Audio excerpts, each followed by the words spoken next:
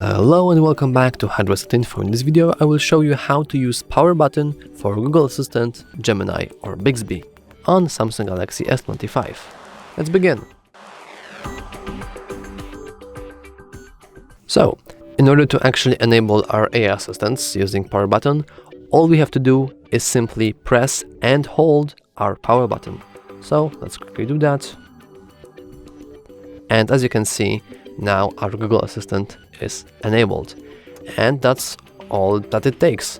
If you have a different assistant enabled, then this different assistant will activate itself, and if you don't know how to switch between assistants, don't worry, we do have videos on that topic. And that's all for this video. If you found it useful, please remember to like and subscribe. Thanks for watching.